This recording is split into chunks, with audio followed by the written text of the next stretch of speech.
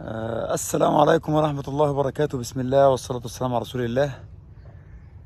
طبعا كان في الشرقية حدنا هنا من يومين عواصف ومطر، والدنيا كانت خربانة، مطر شديد وعاصفة رياحية. فقلت اما انزل اشجر على الارض كده وابص عليها.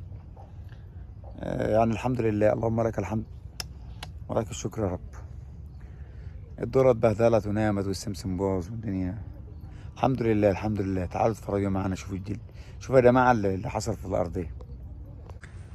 زي ما انتم شايفين كده يا جماعة، بصوا السمسم كله نام. السمسم كله نام. السمسم عامل ازاي؟ خط السمسم شوية سمسم، كان شوية سمسم زي العسل والله. بصوا السمسم كان طلع بروج وقرون اهوت. بصوا القرون بتاعته كان بدأ يطلع قرون سمسم اهي. شايفين يا جماعة السمسم؟ بصوا كان طوله قد ايه، كان دخل على متر ومتر وربع.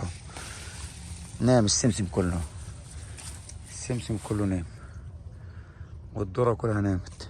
الذرة، تعالوا شوفوا الذرة. السمسم، بص السمسم باص، السمسم باص. الأرض الحمد لله. يا رب اعبد خير يا رب. يا رب عليك العوض يا رب. يا رب عليك العوض يا رب. عليك العوض انت يا رب.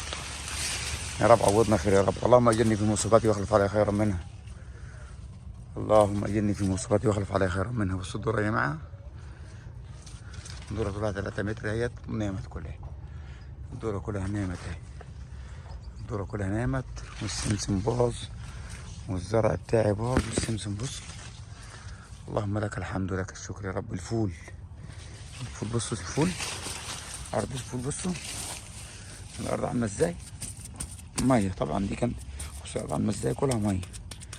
طبعا كان فيها ميه واقفه امبارح. ابويا بيقول لي كانت الارض فيها ميه واقفه امبارح، والذره والارض.